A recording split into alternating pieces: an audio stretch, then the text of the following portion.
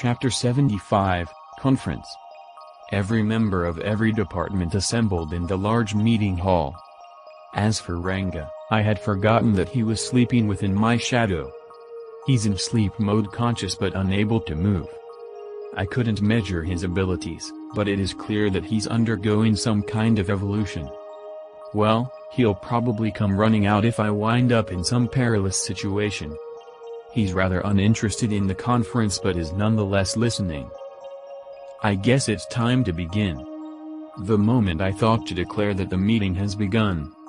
I apologize for the intrusion in the middle of the meeting. Ladies and gentlemen, a guest has arrived here on an urgent matter and requests immediate audience with you. A soldier on lookout ran in and so reported. Rigoberto was about to reprimand the soldier, but Kajin calmed him down. We haven't begun yet, so it's fine. However, it is troubling that people can so easily enter here. Rigoberto, we need to look into this later. I am truly ashamed of myself. Nah, we just got the idea and everyone's working hard as is. I replied, comforting him. In fact, even if we find something lacking, we only need to improve for later.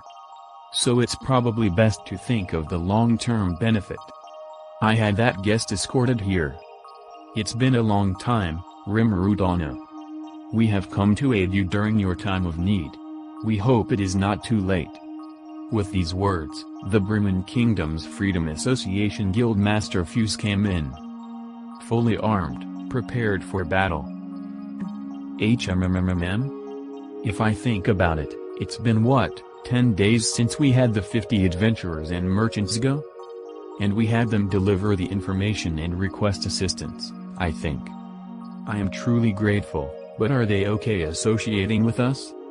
I apologize for disturbing you during your busy war preparations.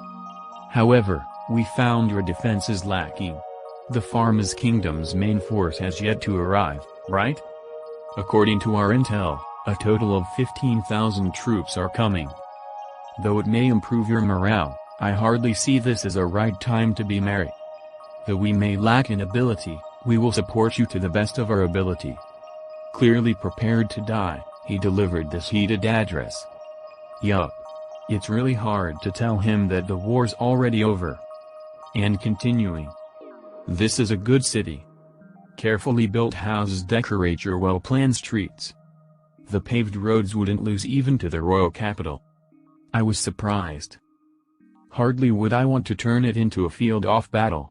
I suggest we launch a surprise attack to quickly destroy the enemy's head. We have heard the church backs the enemy. So, we have brought over 50 B rank and above adventurers. The country cannot openly support you. I hope you understand. But the 50 of us will cut deep into the enemy ranks and slaughter. The department members are staring blankly at Fuse, who is continuing the passionate speech. To us it's all been there, done that type of thing. But I had expected Bremen to abandon us. To think they really sent reinforcements. Though we do have an agreement with them, surely there was a way out. This makes me kind of happy. But that being so. Yeah. I appreciate the sentiment, but it's already over. Over? What do you mean? How should I say this? In other words. In a few words, I annihilated them. Although he was speechless, his face was clearly saying who you? Yomu came up to pat him on the shoulder and Kabao was saying something to comfort him. Ellen and Jido were saying things like unbelievable, right? Well, I guess it is. I mean, not even 2 weeks have passed since they declared war. They were probably expecting the army to take a week to reach here, us to buy 2 or 3 days fighting in the fields, and, if worst came to worst, hole up in the fort. So when they arrived and saw us carefree, they seemed to have convinced themselves that the army was running late. Though we were so merry that they did suspect that something was off. Anyways, thanks to Ellen's and Kabao's explanation, they seemed to have understood the situation. So we had our soldiers escort the 50 men waiting outside to the inn to relax. Since it came to this, I might as well have Fuse participate in the conference. Though he can't represent Bremen Kingdom's official position, he can at least offer a human opinion. Now then, let's begin the conference. I wanted to say, but... would you have a moment? Bester asked, raising his hand. Did something happen? What? Is there a problem? I asked. Yes. The thing is, we finished developing the magic item long-distance communication ball. It is now possible to converse while seeing the other party. HMPH. A wonderful invention, but why bring it up now? I thought, but... When I reported the event to the Dwarf King, he told me that he had some things he wanted to say. So since we are all gathered here, I kind of figured this might be a good time. I see. If that's it, I don't see a problem. Bester. I don't mind, but shouldn't the conversation be held in secrecy? We have Yomu and Association's chief over here, so is it fine? If it's a private conversation, shouldn't we hold it later? Not at all. The Dwarf King also wishes to mention some things regarding future international relations. When I told him about today's conference, he said that he'll assemble his ministers as well. So they are currently waiting over there? Yes. That's how it is. I see. We never did announce the establishment of diplomatic relations with the Dwarf Kingdom. The two contracts that we have are the Non-Aggression Treaty and the Technological Cooperation Treaty. Though those would be meaningless if our country ceases to exist. However, we now have the advantage. I believe that the previous events are of a magnitude that they cannot ignore. If anything, we proved to be a country that can destroy an army of 15,000 men. Will they officially declare diplomatic relations between us or perhaps seek to destroy us as humanity's enemy? Bester, I have to ask, did you tell him that I have become a demon lord? Yes. I told him everything. As expected.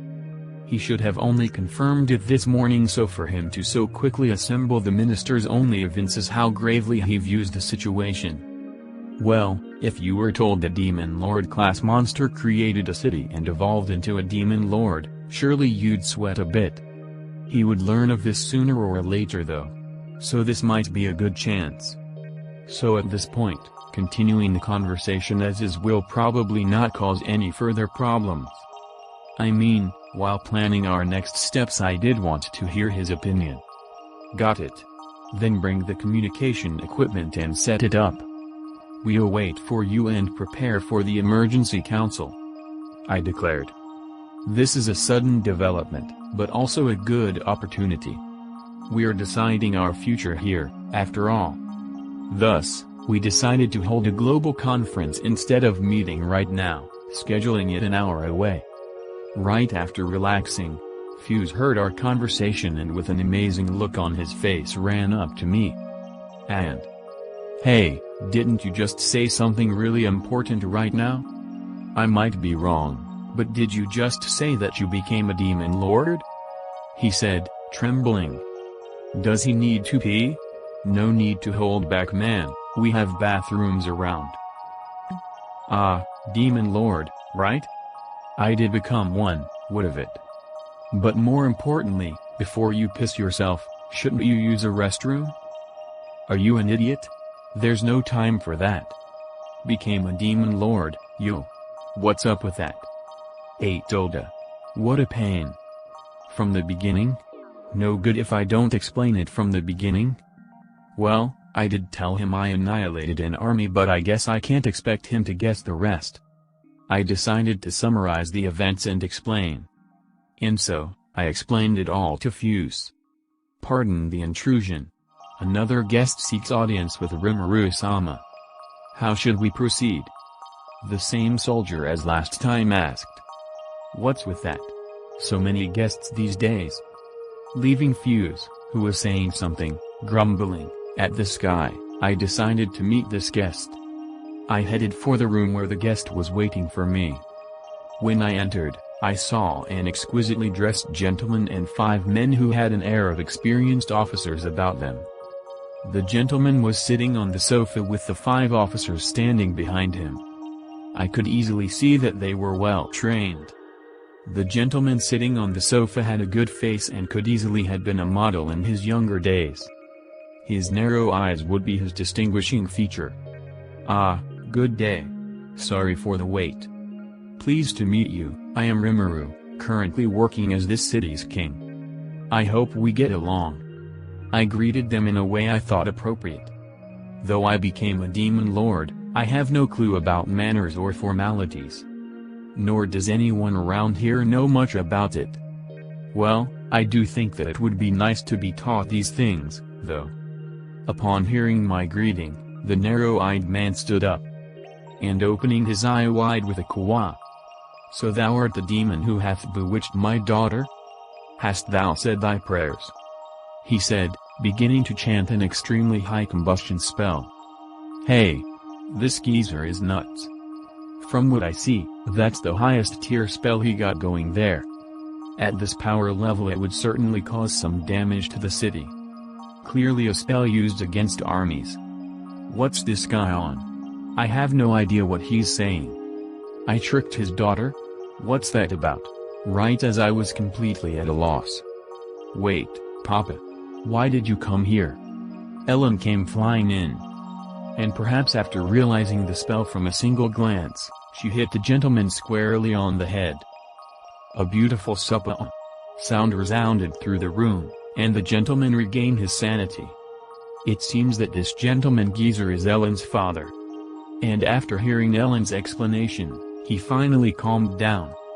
What an annoying guy he is. My Tilda, ha ha ha. My bad. I had heard that my daughter was captured by some demon lord, so I was quite panicked," he said with a bright smile. "Even so, what point was there in preparing the highest air combustion spell? What a ridiculous father." "No, Your Excellency. The received report was correct, but you jumped to a wrong conclusion." "I knew it.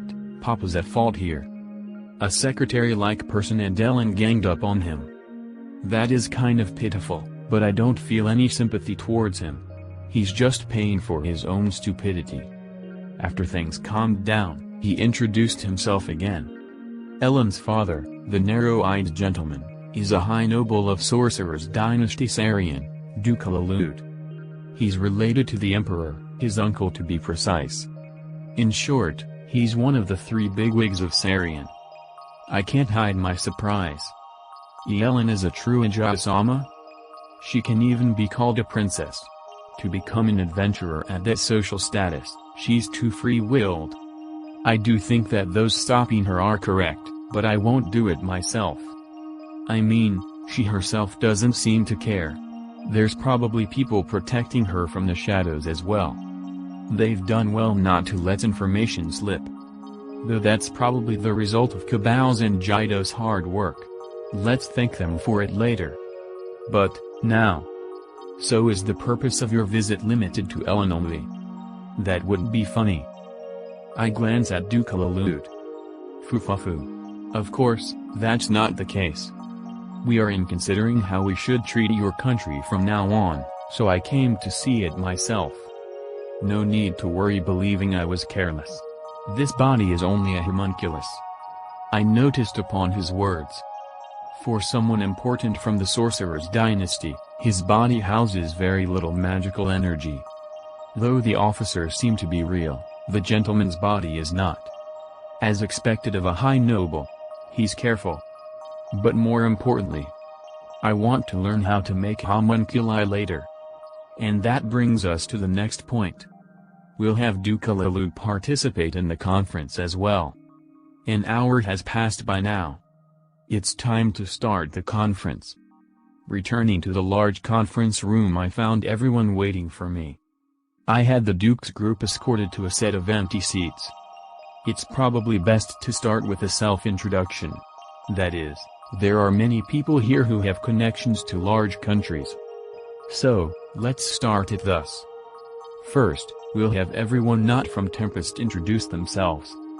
Dwarf Kingdom, military nation Worgon. Representing them, their king himself. Gazelle Dwargo. Though only projected as an image, his dignity is impossible to hide. small country Bremond. Unfortunately, we don't have anyone representing them. However, we do have Fuse, the Freedom Association's branch guild master. And, he's rather friendly with Baron Beluard. Though he doesn't have decisive say, his opinion should have some weight. A sudden addition to our table, a high noble from Sorcerer's Dynasty Sarian. Dukalalud is a no-good doting father, but his current face is that of a stoic noble. And, via his position in the council, he holds sway over the whole country. So no disrespecting him. So looking over the guests, it's clear that many distinguished individuals have shown up. A monster-only meeting may lead us to fall into some mistaken conclusion. Thus, I am rather thankful that we have so many participants from the human side. Next, we introduced all the members from Tempest. And, it was finally my turn. Ah, right. There's one person I want to introduce to you. Though you probably have heard his name already. So please don't be surprised. Now then, come forth. I thus began the introduction. Knowing what was to come, Gabble swallowed his saliva and tensed up. The air in the room changed, and everyone turned silent. And ha. I have been called and here I am. I called Veldora out via Storm Dragon release. Using my clone as a base, he appeared as a beautiful young man. Giving everyone a sidelong glance. This is my best friend, Veldora. Please be kind to him. I introduced him. Veldora is the name, though I'm called Storm Dragon. Pleased to meet you. Veldora greeted everyone. Dead silence enveloped the room. No one moved. And, with a flop, Fuse and Ellen fainted, screaming a. Rigurdo's group and the hobgoblins fell prostrate before him. It all turned very chaotic. Of course, the conference was temporarily suspended for a break. We hadn't started yet, had we? I couldn't help but think. Chapter 76, Conference, Main Act. At one point the conference area was in a state of uproar, but it had died down somehow. Those who fell unconscious were taken care of, and those desperately asking about Veldora were soothed. There were a bunch of problems involving this and that, but I somehow managed to settle them. Everyone was in more of a panic than I thought they would have been. It was chaotic. As expected of Veldora. There is no single individual who doesn't fear the Storm Dragon. Well, if a disaster-class monster suddenly appeared, it's natural for people to start panicking. Even so, it's going to turn into a chaotic mess no matter what, so might as well introduce him earlier. When making future plans from now on, I'll also have to think about Veldora's movements. The humans, Fuse and Ellen, Yomu and the dwarves etc., already made me used to seeing their paled faces. Even though I have suppressed it, they must have been affected by Veldora's demonic aura. Every executive was told to suppress their demonic auras, and they're pretty experienced with this. After analyzing a barrier and simplifying it, one was deployed in the room. After all, even in his sealed state, an ordinary B-ranked monster pales in comparison to Veldora emitting this demonic aura. Even so, I have confidence that I can hold back his demonic aura. I thought it would be fine because my abilities after Revolution made such a feat possible. Is everyone okay? How are you all feeling? What I heard was...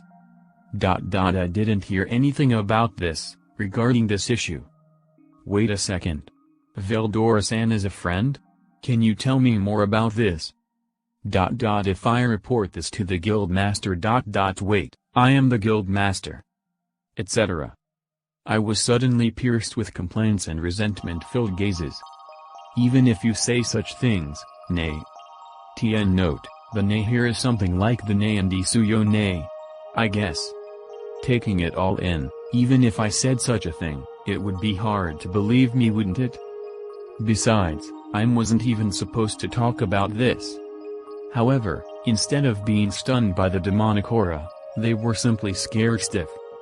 That Fuse, if I didn't advise him to go to the toilet earlier, something would have leaked. That's wonderful. Right? I was glared at after patting him on the shoulder. Because I was the one who gave him that advice, I thought he would like to thank me, but that's something he probably wouldn't likely do. Well, whatever. I didn't tell you? I thought I did, or maybe I didn't. Well, it's all in the past, so we're all fine now, right? Putting that aside, let's start the conference. I said that with a refreshing smile on my face, but it wasn't received well. Don't dismiss IT so easily. They protested in unison. Somehow, everyone calmed down, and after another hour of delay, the conference continued. Now then, about the opening topics of this conference. Although there were a number of topics, talking about the small details as well when explaining something was a good way to save time. With that said, this circumstance of explaining in detail was also a request from everyone. It was troublesome, but as if I was recapping, I started my talk from my encounter with Veldora. I also briefly touched on the subject regarding me being a world traveler. Because, at this point, I don't think there's any point in hiding that anymore.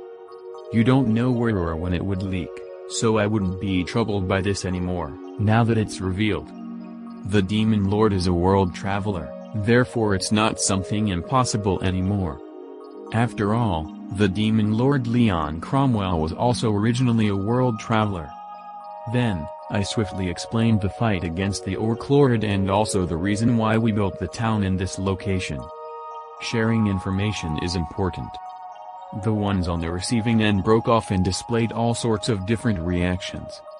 Thus, I moved on to talk about my hopes when I went into the human city. I skipped over my daily life and city, but I did talk about my fight with Hinata. She's a dangerous one. If someone else apart from me wished to be fighting her, they would have surely been killed.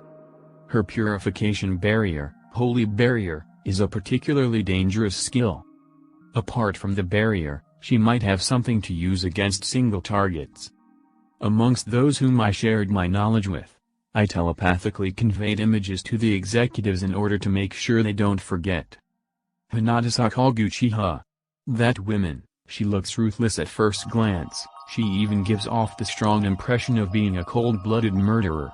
However, helping those who grabbed her hand, ignoring advice. That's based off the information we gathered. For example, for those who rely on her, I'm sure she lends them a helping hand. Helping those who grabbed her hands, ignoring advice, and this person doesn't seem to have a partner. That's why, the issue of her treatment towards children. I can't believe it. This is what Fuse said when he butted in. Splendid, this old man is a well-informed person. She helps those who grabbed her hands, but ones who ignored and didn't listen to her advice never see her again. That's the kind of girl she is. There are many who come to seek her aid, and yet she ignored their pleas for help. She's an idiot. If her character is akin to that of a rationalist, then it's no wonder if she would do such a thing. That's what it seemed like. HMPH. To be so good at manipulating information, as expected from the Free Association Branch Guild Master. The accuracy of the information you gathered rivals that of the Anbu of my country. The information perfectly matches the ones I have. TN note, Naruto.wikia.com web link. Saying that, the Dwarf King Gazelle nodded. What does this mean? However, that person wasn't willing to listen to my story at all though? About that, it's probably because the church's doctrine bans interaction with monsters. And her ruthless behavior, her known cold actions, she never broke any rules. In fact, she is the most exemplary knight. That's why she was named captain of the Knights Guard division working directly under the Pope. To name her with a derogatory term like ruthless killer, you're thinking of her true nature. However, the information that I have obtained are based on her public appearance. Fuse answered my question, and the Dwarf King nodded. Her widespread reputation was something unexpected. No, information regarding the strongest knight of the Western religion is of course a matter carried out by an entire country. However, if that's the case, Raphael can find the answer. Who was the one performing the act of summoning children? I know about the matter, and I am in a position where I can tell her about this. A relevant person, there's only one person absent. It's unbelievable, I don't want to believe it. But according Raphael's answer, there's no doubt about it. In any case, the issue is placed on hold. We decided to proceed with the talks. From the point where I fought with Hinata, I proceed to talk about the town being attacked. At this point, Ellen intervened, and tried to stray away from the topic of my evolution to a demon lord. But she ended up exposing it instead. Besides, Papa already found out about it, right? Being asked, Duke-Lalu looked up after hearing this. Ellen-chan. Even though Papa has already found out about it, there's no need to blurt it out to people from other countries. A sigh of defeat was also mixed in from Duke-Lalu. I understand how you feel. Amongst the ones ignoring the work of adults, Ellen was the worst. But because of that, there's no need to be cautious anymore. After taking over the position, he was told about the original information on Demon Lord evolution. Now then, a whole series of explanations had finished. However, when I tried to shift the topic towards future plans and actions, I'll say this beforehand. Regarding the events this time, we of the Magic Dynasty of Sarian plan to wait and see. Even so, regarding the cleaning up of my daughter's well-executed civil actions, I will not push any further. However, if it is determined that your course of action is determined to be disadvantageous to our country, we will crush you. I would like you to consider your future actions based on this. No longer having the face of an idiotic parent, but a high noble of the dynasty, he now has the look of a politician. As expected of one with dignity. His words has stirred up the executives. It all stopped when Shin stood up, and everyone hushed in a hurry. Truly, what a hot-headed fellow. She has become serious. I too have become serious, and decided to respond. First, we discussed about the matters regarding the captured king of Pharmas and the church's messengers. And so, for the future, we will crown Yomu as king, and descriptions of a plan that aims to establish a new kingdom have been given. While listening to the explanation, Fuse grumbled. I remained silent for a brief moment, thinking over what I just said, collecting my thoughts. The dwarf king remained silent, and I closed my eyes. The ministers around the king seemed to actively giving their own opinions, however their voices did not reach here. Duke-Lalu remained silent and uttered no words. The explanation continued. First we release the current king, to make him compensate for his attempt of invading Tempest. It is only nominal, but using this compensation, we will allow the Pharma's kingdom to fall into a state of civil war. In fact, if the king gathers his nobles and tries to resist, his life is forfeit at that point. Keeping his promise, abdicating himself from the throne, only the problem about compensation will be left in the end. It's unlikely for the nobles to pay obediently. I can imagine the son of the current king being the noble's puppet as he isn't an adult yet. There is no unity within the faction. As soon as the king's influence is lost, strife for succession will definitely ensue. Here, if they did decide to pay the compensation, Yomu will be the one to escort them, but this is unlikely. I have the feeling they are going to ignore the compensation. When this happens, Yomu can oppose to it, and due to their beliefs, this flow of events will lead to a coup d'état. Since the king has broken his promise, that will be the standpoint of Yomu. The only difference is on what stage will Yomu perform his uprising. After Yomu has established his new kingdom, his kingdom and his Tempest will establish official diplomatic relations. Then, we expect to have to deter the nobles from banding together to resist. After some time has passed, he will announce a policy that will gain the trust of the people. When Yomu's popularity is high, he will destroy the nobles with one fell swoop. It's this sort of strategy. You mustn't think about short-term strategies when founding a country. You would want to be thinking 2-3 years ahead. Oh well, if the king is foolish enough to think about rebellion once more, Yomu will ascend to the throne immediately. when I was explaining this. I see. Then, why don't we put this plan into action?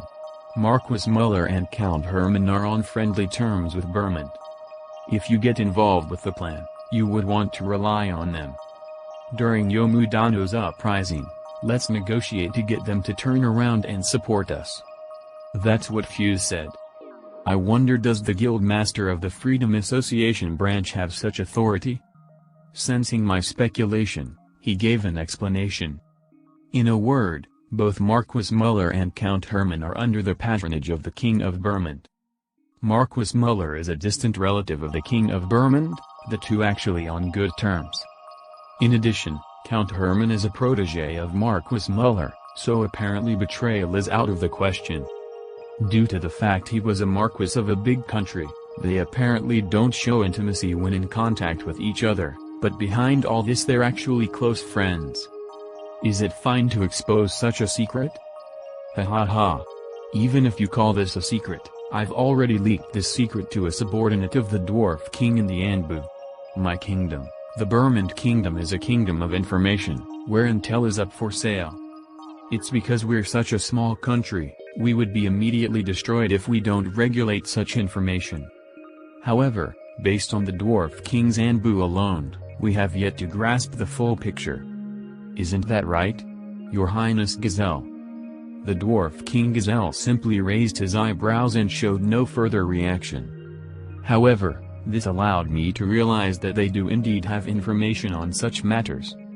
But even so, Fuse, is it alright to share such information so easily? Even if they're not on the level of a state secret, isn't this still important information? I don't mind, you know. I'm the one who examines it, and more than anything, I can choose to share it with whoever I want. That's what he said. That was quite a surprise. This was something that happened before the break and he seemed prepared. This small kingdom is very careful about their footsteps, and this is proof of how much they trust Fuse. He himself said that he has in his hands several information that could bring an end to Bermond and whatnot. I'll kidnap this guy and obtain information, was a secret thought that crossed my mind for an instant. Duke Ilalud, who has been listening to our entire conversation, suddenly said, "You sire, are you an idiot? To start blurting our state secrets? Saying that you are vigilant. Don't be ridiculous." I was quite angry with him. But on the contrary, Fuse said, "To tell the truth, Duke Ilalud, if our country went to war against Rimurudano's country Tempest, we would be annihilated instantly. We have concluded that resistance is futile. Then what should we do? We avoid a war. For the sake of that purpose, we are not reluctant and will cooperate to our fullest abilities." This is the conclusion of the higher-ups of my country. Originally, I am a Freedom Association member and do not belong to the country, so what you said was quite funny. Well, it was out of luck. I was also seated in the department sorting information outside of my position as an association member. I swore while muttering, why such a person has undertaken this role. But speaking truthfully, well, maybe they understaffed? I alone rivaled an entire army, so they took the threat of a demon lord very seriously. Rather than fighting one with one another, joined forces instead. This is logical. Gathering information may be the strategy of small countries living in the shadows of big countries. In addition, the fact that Rimurudano evolved into a demon lord has caused quite a commotion amongst the higher-ups. If they were to hear about the revival of the Storm Dragon, even if they didn't ask about it, this being brought up is predictable. This is what Ilalud explained to Fuse. In short, revealing his hand won't cause pain him in the slightest.